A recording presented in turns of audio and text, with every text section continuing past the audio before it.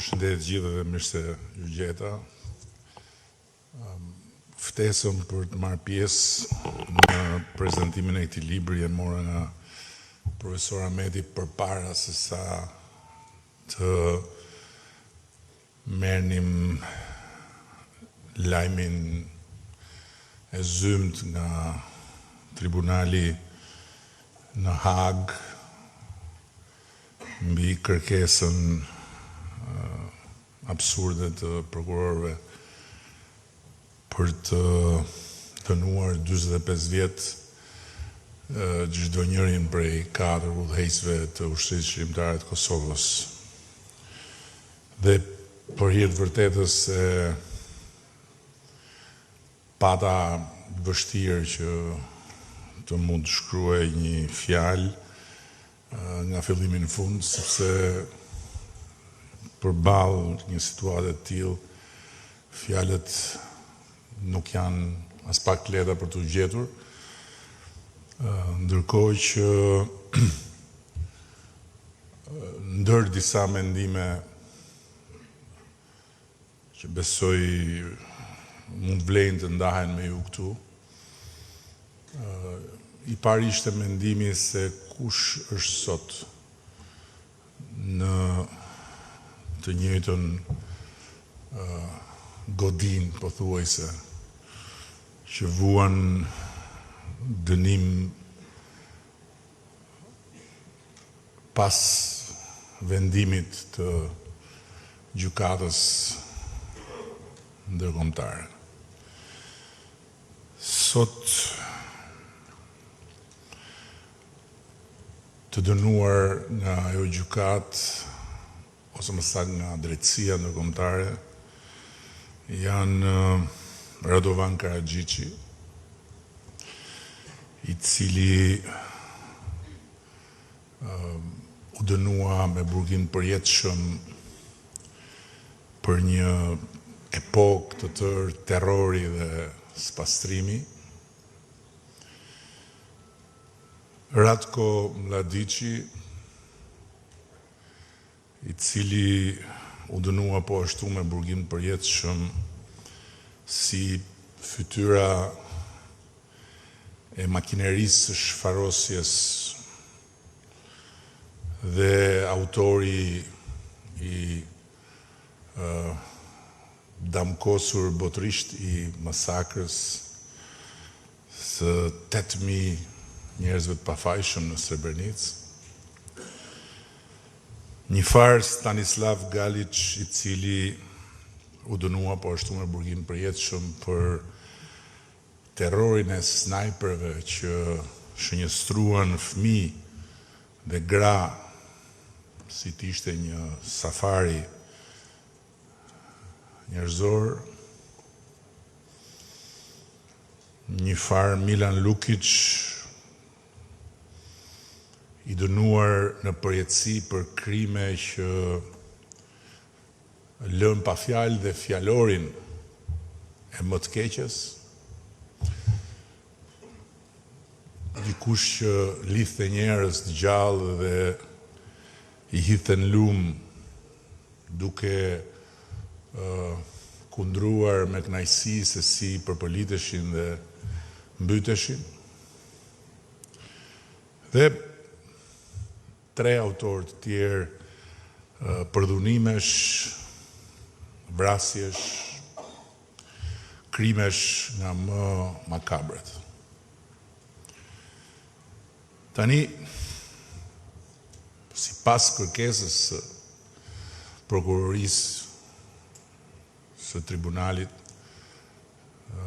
në Hag, këtyre dënuarve do të shtohen edhe 4 të tjerë në anën tjetër të barikadës, ndërkohë që prokuroria nuk pati kapacitetin të provojë asgjë të ngjashme, sepse nuk ka asgjë të ngjashme në aktivitetin e 4 udhëheqësve të ushtrisë shqiptare të Kosovës. nuk ka asnjë lidhje aktiviteti i tyre dhe i ushtrisë shqiptare të Kosovës me terrorin mbi popullsinë civile, me spastrimin etnik, me varret masive të njerëzve të pafajshëm, me shënjestrimin e fëmijëve dhe të grave nga snajperët e vendosur aty me këtë qëllim, apo me përdhunime, me vrasje, me mbytje njerëzish në lumë. Asgjë. Ata 4 burra nuk u armatosën për të ndërtuar një politik shfarosje, por armatosën kundër një politike shfarosje. Ata nuk u armatosën për të imponuar sundimin e tyre në një territor të huaj, por armatosën për të hequr qafe sundimin e të huajve në tokën e tyre. Dhe faktikisht, ata vetë me dorën e tyre e votuan në Parlamentin e Kosovës një gjykat e cila në letër është një gjykat e Kosovës. Nuk është një gjykat për të vendosur në bankën e të akuzuarve Kosovën. Dhe faktikisht, sot jemi në kushtet kur ka marrë formë thuajse përfundimtare, pasi fjalën e fundit e ka sigurisht gjykata, një plan shumë afatgjat, jetësimi i cili ka nisur me raportin famkeq të Dik Martit që mos gjet kur prehje aty ku është, për trafikim të organeve nga udhëheqja e ushtrisë shqiptare të Kosovës. Dhe ai plan është shtyrë përpara nga përfaqësuesit e Vladimir Putinit në Këshillin e Evropës. Dhe motutje është ngritur mbi një rezolut të Këshillit të Evropës, të cilën sot e gjithë ditën për turpin e vetë Këshillit të Evropës nuk gjen kurajon ta rishikojë, pasi asnjë lloj trafiku organesh nuk është provuar në asnjë formë. Dhe pastaj i plan ka vazhduar mëtej me një gjykat, një proces që ka marrë jetë në ditën kur presidenti i Republikës Kosovës ishte nisur për Washington. Dhe është kthyer nga rruga e një takimi ku do të hidhej një hap tjetër për normalizimin e marrëdhënieve me Serbinë nën kujdesin e presidentit të kohës dhe të sotëm, njëkohësisht Shtetet Bashkuara, presidentin Trump, pasi qartësisht forcat tjera nuk e dëshironin që të ndodhte ajo gjë, dhe qysh nga ai moment presidenti i Kosovës është marrë peng. Tani mund të jetë sekret shtetëror këtu në Kosovë, por nuk është sekret shtetëror për mua që edhe presidenti i Kosovës është kërcënuar. Dhe këtë gjë nuk e dini sepse nuk është thënë asnjëherë, po e them sot. Është kërcënuar sepse nuk ka lejuar që prokurorët të dhunonin zyrën e institucionit president Kosovës, se me demek do kërkonin edhe aty provat e krimeve kundër njerëzimit. Gjë që natyrisht do ta vendoste Kosovën në sytë e botës si një shtet ku deri në zyrën e presidentit gjenden prova për krime kundër njerëzimit. Dhe kërcënimi i presidentes ka zgjatur 2 vjet. Por për nderin e saj dhe për nderin e Kosovës, ajo e ka ndaluar një gjë të tillë. Tani sot jemi këtu, mund të themi fjalë sa të duam mes veti, mund të përdorim të gjithë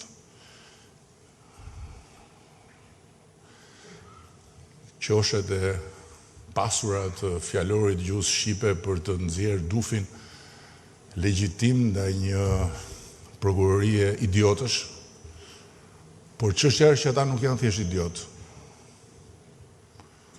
Ata janë instrumenta të një gjykate e cila është edhe më politike fatkeqësisht se sa gjykatat e Serbisë në raport me Kosovën. Me ligjet e kohës, nëse i referohemi ligjeve të kohës, kur ka ndodhur lufta. Dhe nëse ushtria çlirimtare e Kosovës nuk do ta fitonte luftën dhe populli i Kosovës nuk do të çlirohej, në gjykatat e asaj Serbie, dënimet e kërkuara nga prokurorët do ishin të pamundura. Sepse me ligjet e asaj Serbie, 45 vjet që do të thot faktikisht varrosje për zgjallje e njerëzve, nuk ka. Pra, drejtësia ndërkombëtare e financuar nga shtetet demokratike që për turpin e tyre vazhdojnë ta ndjekin me indiferencën më të madhe gjithë këtë katastrofë për Europën dhe për botën demokratike, përveç se për 4 njerëz krejtësisht pafajshëm, faktikisht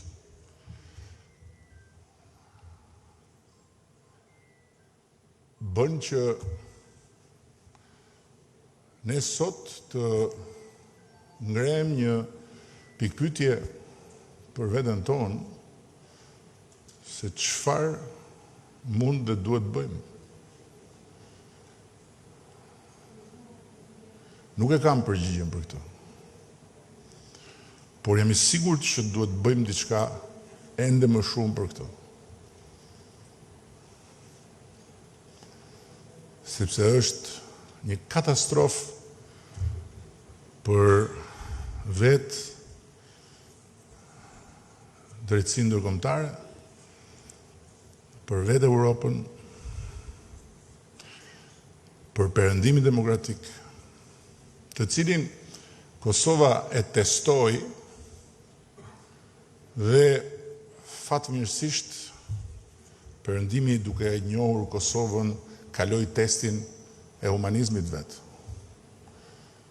Por nëse sot perëndimi nuk e kalon këtë test dhe merr përsipër varrosjen për zgjallje të 4 njerëzve të pafajshëm, duke faktikisht lënduar si s'ka më keq popullin dhe Republikën e Kosovës, atëherë ky mbetet një problem shumë i madh. Nuk di të them më shumë fjalë, po di që kjo është pengmarrje për arsye politike, jo të perëndimit si i tërë, po të atyre forcave që kanë dashur të barazojnë dy gjëra që nuk barazohen dot. Dhunën etnike të një makinerie lufte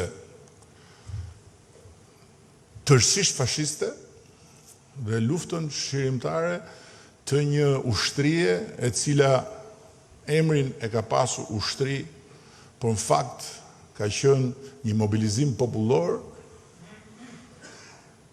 ku ata të cilët janë trajtuar atje në gjyq si komandant të një force të rregullt kanë qenë udhëheqësit shpirtëror, moral dhe politik të këtij mobilizimi. Dhe mbi të gjitha ka diçka tjetër që është ende më e rëndë, sepse në qoftë se për perëndimin flas, në qoftë se Hashim Thaçi,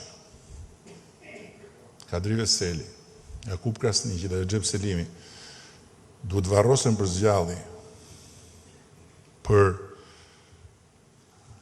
luftën dhe për çfarë ka ndodhur gjatë luftës në Kosovë, atëherë duhet të vazhdojnë arrestimet. Duhet arrestohet Bill Clintoni, duhet arrestohet Javier Solana, duhet arrestohen Tony Blairi, nuk diskutohet, kryeministrat e tjerë të vendeve që i dhanë dritën jeshile bombardimeve, dhe faktikisht duhet të ndodhi eksaktësisht ajo që ka predikuar Slobodan Miloševići, që dhe ai bashkë me atë tjetrin Zviceranin mos gjet kur prej aty ku është. Të dy bashkë atje. Dhe kjo është e pa imagjinueshme. Por përsëri unë flas dhe më duket se çdo fjalë që them është pa kuptim, pa peshë, pa lidhje, sepse ajo që po ndodh është shumë e rëndë dhe për atë që po ndodh natyrisht duhet flasim, natyrisht duhet shkruajmë libra, natyrisht duhet tregojmë, por mbi të gjitha duhet gjejmë mënyrën të veprojmë. E përsëris nuk e kam përgjigjen se si, por besoj që bashkarisht të dyja shtetet tona mund ta gjejnë një përgjigje se si. Që në fund fare të mos i themi vetes si nuk provuam të bëjmë dhe këtë, apo dhe këtë, apo dhe këtë, por t'i provojmë që të gjitha, natyrisht brenda normave të cilave jemi nënshtruar me vullnetin e lirë dhe të plotë si pjesë e bashkësisë demokratike, si pjesë e bashkësisë euroatlantike dhe kështu me radhë.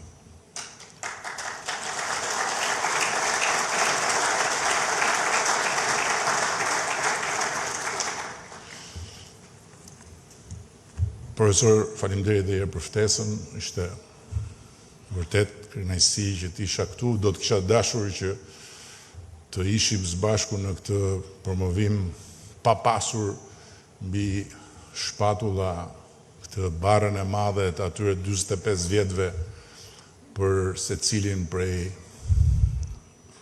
4 pengjeve të drejtësisë ndërkombëtare, por siç e ka treguar dhe historia e Kosovës dhe historia e Çirisë të Kosovës dhe historia e shtetëndërtimit të Kosovës, ka sfida të cilat i zgjedhin, ka sfida të cilat na zgjedhin.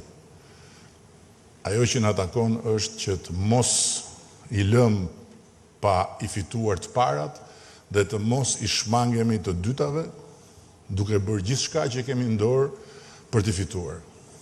Unë besoj që nëse shpresa, siç thonë vdes e fundit, shpresa lidhur me kërkimin e drejtësisë dhe mbi të gjitha lidhur me besimin tek rruga e arsyes atyre që do t'japi një gjykim përfundimtar, nuk do vdes dhe në asnjë mënyrë nuk duhet lënë që të vdes. Shumë faleminderit gjithëve.